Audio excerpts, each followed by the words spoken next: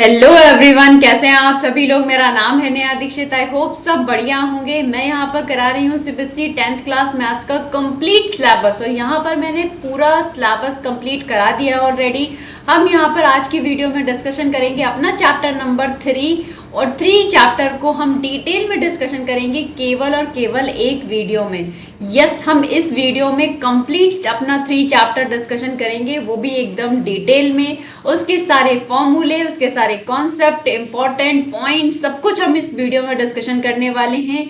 ये वीडियो आपके लिए बहुत ज़्यादा इंपॉर्टेंट होने वाली है क्योंकि इस वीडियो में हम कंप्लीट चैप्टर डिस्कशन करेंगे और इंपॉर्टेंट पॉइंट को भी डिस्कशन करेंगे, इंपॉर्टेंट फॉर्मूले को डिस्कशन करेंगे और इस चैप्टर को आपको कैसे कंप्लीट करना है कम से कम टाइम में, इसके बारे में यानी कि कंप्लीट स्ट्रेटेजी भी हम लोग डिस्कशन करने वाले हैं।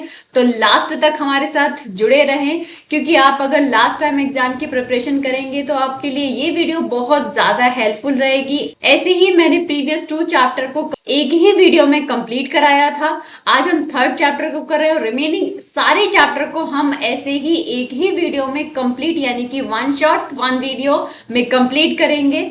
तो आप बोर्ड एग्जाम की प्रिपरेशन के लिए ये बहुत इंपॉर्टेंट वीडियो होने वाली हैं। ये प्लेलिस्ट आपके लिए बहुत ज्यादा बेनिफिशियल रहेगी लास्ट के रिवीजन टाइम में। ओके, तो अगर आप पहली बार आए हैं चैनल पर या आपने अभी तक चैनल को सब्सक्राइब नहीं किया है तो जल्दी से चैनल को सब्सक्राइब कर लीजिए, बेल आइकन को भी प्रेस कर लीजिए जिससे हमारे लेटेस्ट अपडेट आपको मिलते रहे और आपकी प्रिपरेशन बहुत अच्छे से होती रहे। ओके, तो चलिए शुरू करते हैं फटाफट से अपना चैप्टर नंबर 3। तो हमारा चैप्टर नंबर 3 है pair of linear equation in 2 variable. यहाँ पर हम कंप्लीट बताएंगे क्या होती है इक्वेशन इस चैप्टर के। सबसे पहले देख लेते हैं कि टॉपिक क्या क्या है इस चैप्टर में, क्या हमें पढ़ना है और कैसे पढ़ना है। ओके, तो इस चैप्टर के हमारे टॉपिक हैं कि इक्वेशन क्या है। क्योंकि हम चैप्टर पढ़ रहे हैं तो चैप्टर में इक्वेशन वर्ड आया है। सबसे पहले तो हमें वही मतलब पता होना चाहिए कि इक्वेशन होता क्या है actually. Pair of linear equation in 2 variable का मतलब क्या होता है, इसका ग्राफिकली रिप्रेजेंटेशन कैसे होता है और ग्राफिकली का मतलब क्या होता है, क्यों हम किसी लीनियर इक्वेशन को ग्राफिकली रिप्रेजेंट कराते हैं, उसमें हम सोल्यूशन कैसे फाइंड आउट करते हैं, सब कुछ मैं बताने वाली हूँ यहाँ पर एक ही वीडियो में। ओके, नेक्स्ट हमारा है algebraic method of solving a pair of linear equation. Algebraic method क्या है हमारे किसी भी लीनियर इक्वेशन इन 2 वेरिएबल सोल्यूशन करने के लिए। ओके, तो यहाँ पर सबसे पहले आपको पता होना चाहिए हमारे चैप्टर का मतलब क्या है, चैप्टर में क्या हमने पढ़ना है, क्या हमें और क्या हमारे बेसिक कॉन्सेप्ट क्लियर होने चाहिए इस चैप्टर से पहले, वो सब कुछ हमें पता होना चाहिए। तो सबसे पहले यहाँ पर बात आती है हमारी what is a equation. Equation ही क्या होती है पहले तो हमें ये पता होना चाहिए, फिर हम इक्वेशन इन 1 वेरिएबल, फिर 2 वेरिएबल, लीनियर इक्वेशन क्या होती है, सबके बारे में आपको अगर वर्ड टू वर्ड पता है तो आपका जो क्वेश्चन इस चैप्टर से जो क्वेश्चन आएगा उसको करने में आप बहुत ज़्यादा कॉन्फिडेंस फील करेंगे। क्योंकि हमें जितने वर्ड का मीनिंग ज़्यादा से ज़्यादा पता होता है, उनका एक्चुअल मीनिंग पता होता है, उतना ही हमें क्वेश्चन करने में, सोल्यूशन करने में बहुत ईजी रहता है। यानी कि सबसे पहले आपको क्वेश्चन को अंडरस्टैंड करना होता है। मैथमेटिक्स की एक क्वेश्चन सोल्यूशन करने की आप ट्रिक समझ लीजिए या इसका मेरा सजेशन समझ लीजिए, कुछ भी आप समझ सकते हैं कि अगर आपको मैथमेटिक्स में किसी क्वेश्चन का बहुत अच्छे से सॉल्यूशन करना है और कम टाइम में, तो सबसे पहले आपको पता होना चाहिए कि हमें उस क्वेश्चन को अंडरस्टैंड कैसे करना है। यानी कि हमें सबसे पहले जो अपना एफर्ट्स देना है वो उसको क्वेश्चन को अंडरस्टैंड करने में देना है। यानी कि अगर आपको क्वेश्चन बहुत अच्छे से समझ आ गया कि क्वेश्चन पूछ क्या रहा है, क्वेश्चन का मतलब क्या है, क्वेश्चन हमसे क्या जानना चाह रहा है, तो हमें इसका सोल्यूशन करने में ज़्यादा टाइम नहीं लगता है। क्योंकि हमने उस चैप्टर से रिलेटेड कॉन्सेप्ट पढ़े होते हैं, फॉर्मूलाज पढ़े होते हैं, इंपॉर्टेंट पॉइंट्स पढ़े होते हैं, तो हमें वो सब कुछ याद होता है। बस हमें ये समझ में आ जाए एक बार कि क्वेश्चन आस्किंग क्या है, क्वेश्चन क्या पूछ रहा है, क्वेश्चन किसका आंसर पूछ रहा है।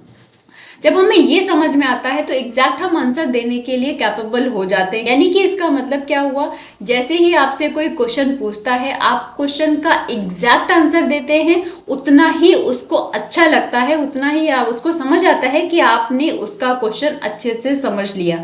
सेम एज हमारा मैथमेटिक्स में है कि मैथमेटिक्स में अगर आपको कोई क्वेश्चन मिला है, आपके एग्जाम में क्वेश्चन आया है हमारे 3rd चैप्टर से रिलेटेड, तो आपको उस चैप्टर से रिलेटेड सारी इंफॉर्मेशन पता है। बस आपको जानना है सबसे पहले कि क्वेश्चन में करना क्या है, क्वेश्चन हमसे क्या पूछ रहा है। ओके, तो देख लेते हैं एक बार सबसे पहले कि इक्वेशन क्या होती है। इक्वेशन एक मैथमेटिकली फॉर्मूला है जो एक्सप्रेस करता है इक्वलिटी ऑफ टू एक्सप्रेशन, यानी कि टू एक्सप्रेशन को अगर हम इक्वल शो कर देते हैं, यानी कि इक्वलिटी अगर उन दोनों में शो करनी होती है तो हम इक्वल का साइन लगाकर इक्वलिटी एक्सप्रेस कर देते हैं, और इसी हमें अलजेब्रिक एक्सप्रेशन को इक्वेशन कहते हैं। फॉर एग्जाम्पल देख लेते हैं, 2x + 5 = 3x + 6, this is a equation, right. यहाँ पर हमें क्या है कि एक दो अलजेब्रिक एक्सप्रेशन थे, इनको हमने इक्वल शो कर दिया इक्वल साइन लगाकर, दैट मीन्स ये हमारी इक्वेशन हो जाएगी। इसको हम और सिंप्लीफाई कर सकते हैं बाद में, ये सब बाद की बातें हैं, लेकिन हमें समझ में आ गया कि तो अलजेब्रिक एक्सप्रेशन को इक्वल टू के साइन के साथ इक्वल शो कर देते हैं तो हम उसे कहते हैं इक्वेशन। ओके, अब यहाँ पर जो सिस्टम मोस्ट इंपॉर्टेंट आपको दो वर्ड है वो याद रखने हैं, कौन सा, कंसिस्टेंट और कंसिस्टेंट सिस्टम का मतलब क्या होता है वो सिस्टम। अब सिस्टम का मतलब आप समझ रहे होते हैं क्या है, इक्वेशन, यानी कि हम दो इक्वेशन की बात कर रहे हैं।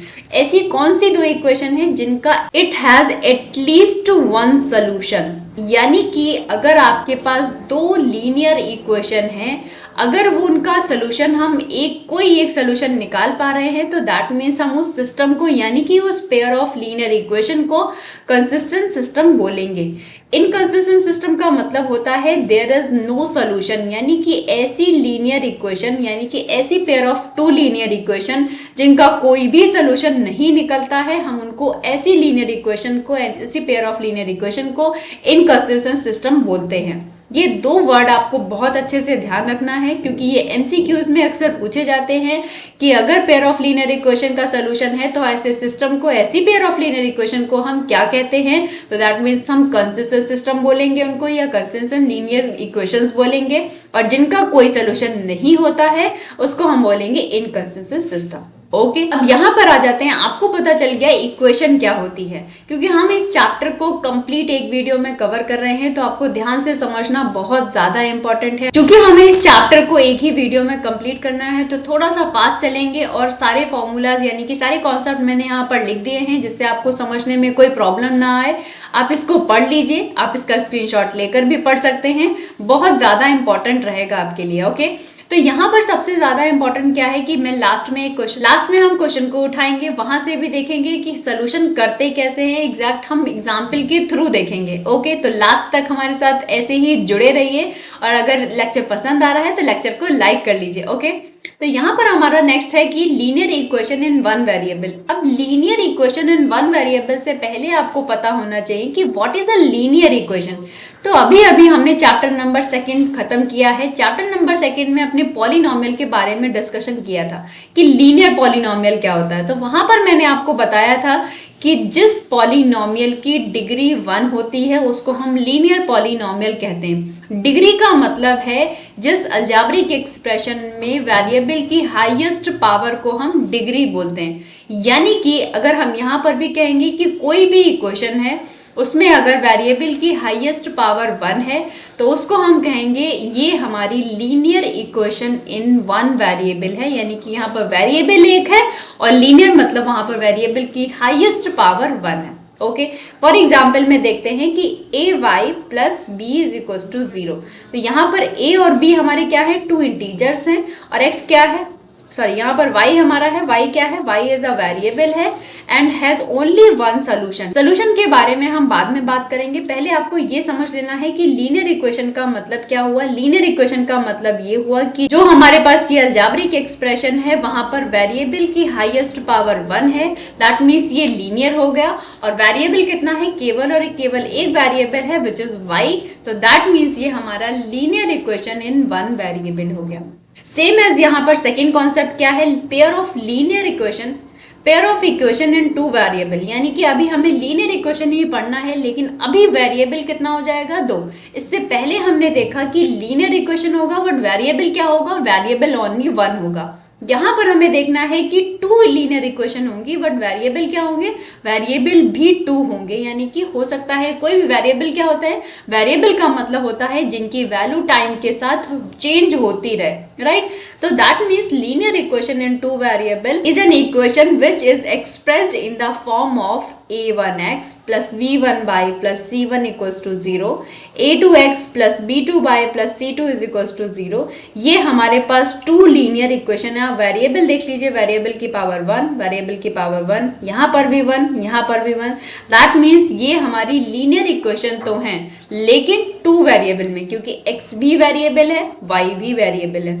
x भी वेरिएबल है, y भी वेरिएबल है। बाकी a1, b1, c1 ये सारे हमारे क्या हैं, इंटीजर्स हैं, यानी कि हम इनको कांस्टेंट बोल सकते हैं या बोल सकते हैं यहाँ पर ये हमारा x का कोफिशिएंट है, b1 हमारा y का कोफिशिएंट है और c हमारा कांस्टेंट है। ये सारे कांस्टेंट बोल सकते हैं या इंटीजर्स बोल सकते हैं। कांस्टेंट मतलब नंबर्स ही होते हैं, नंबर्स जिनकी वैल्यू कांस्टेंट रहे, चेंज ना रहे। ओके, तो ये हमारा हो गया pair of linear equation in two variable. यही हमारा चैप्टर का नेम है। अब इन्हीं के बारे में हमें डिटेल में डिस्कशन करना है, क्या इनके बारे में, इनका सोल्यूशन कैसे करना है, कितने सोल्यूशन आएंगे, दो लीनियर इक्वेशन में x का वैल्यू क्या आएगा, y का वैल्यू क्या आएगा, ये कौन कौन सी कंडीशन पर डिपेंड करेगा, ये सब कुछ हम लोग पढ़ने वाले हैं। ओके, तो सबसे पहले देखेंगे कि linear equation in two variable को हम ग्राफिकली रिप्रेजेंट करते हैं तो हमें क्या मिलता है, उनका सोल्यूशन का मतलब क्या होता है, ग्राफिकली हम उनको कैसे रिप्रेजेंट करते हैं।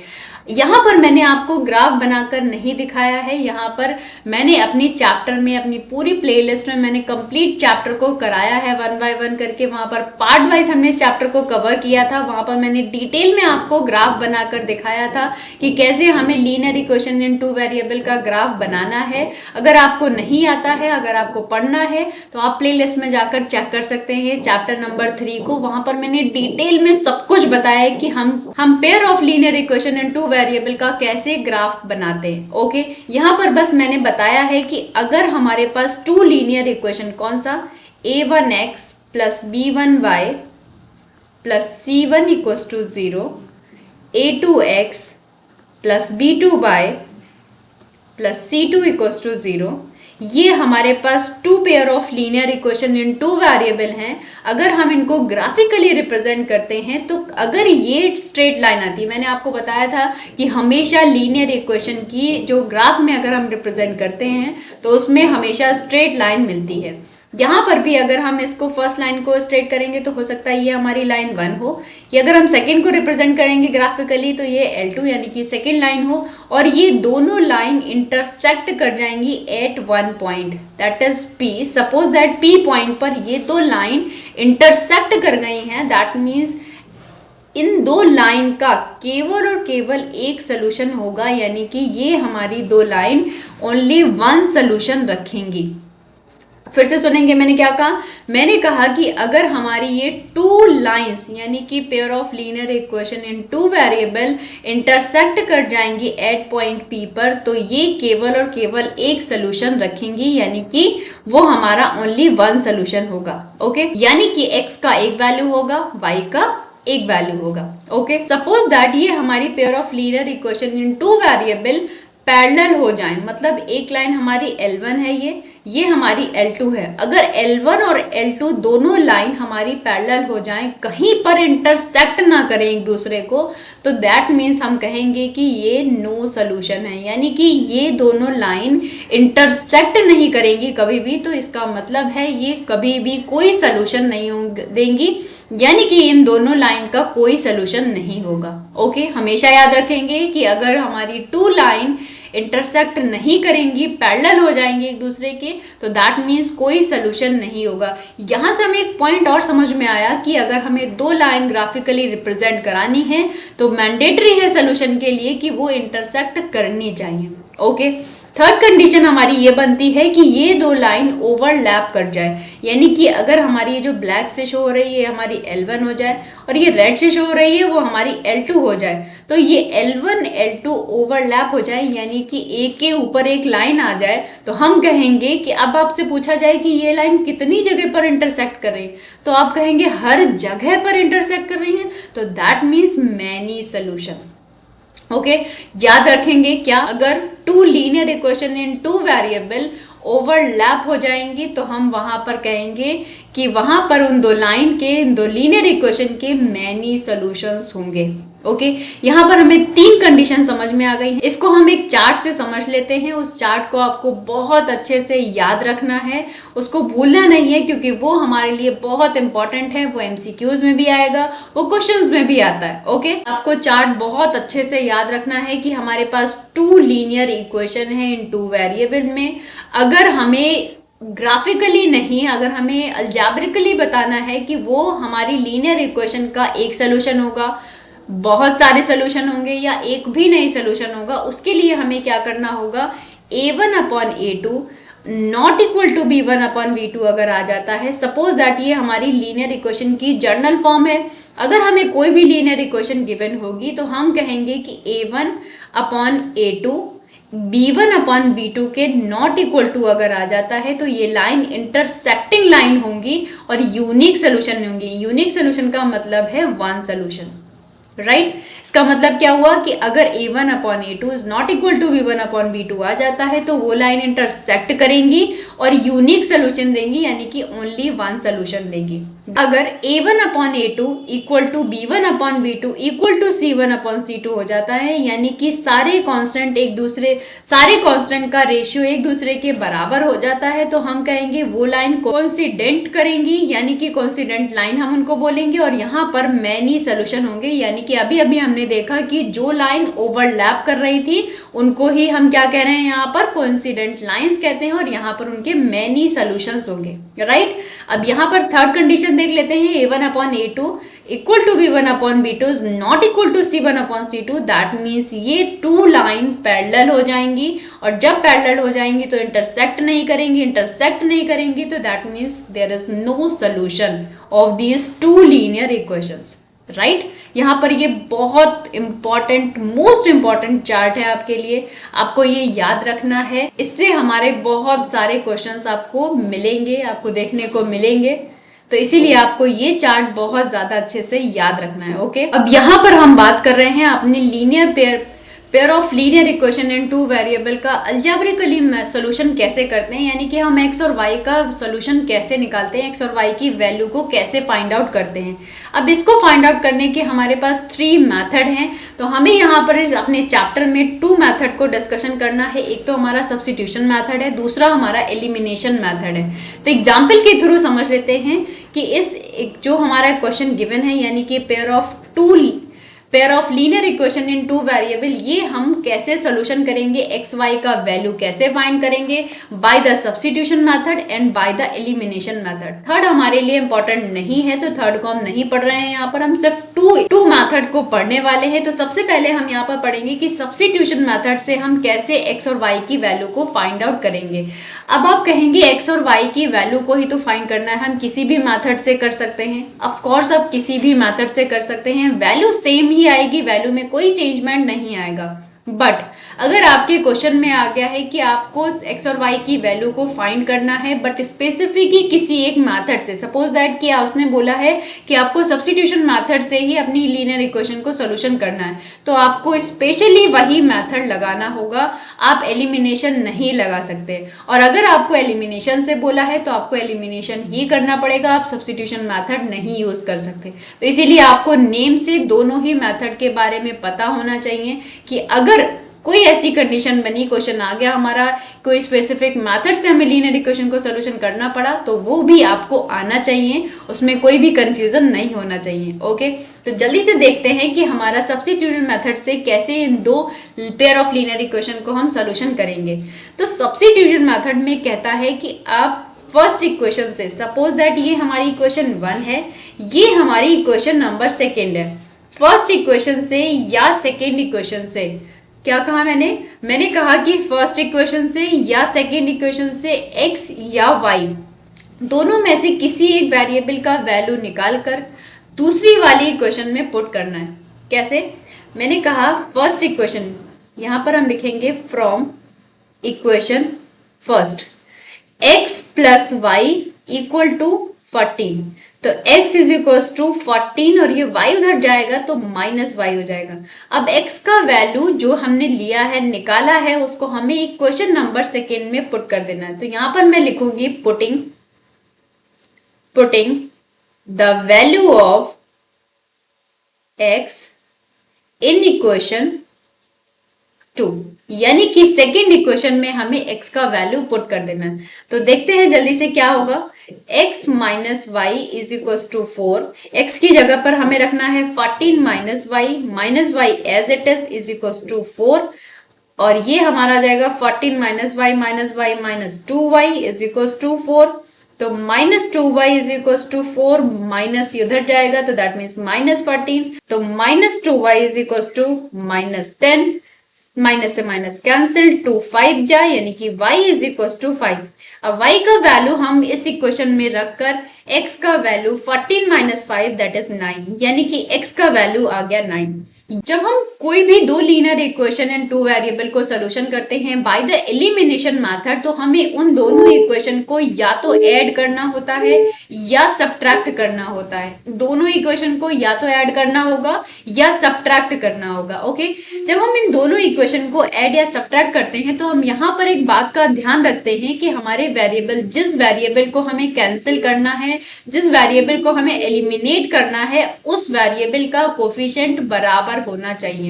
अब यहाँ पर हमारी गिवन क्वेश्चन में कोफिशिएंट बराबर है, यहाँ पर कोई वन ही कोफिशिएंट है हर जगह, तो यानी कि हमें यहाँ पर बराबर करने की कोई जरूरत नहीं है। हम सिंपली इन दोनों इक्वेशन को ऐड कर देंगे।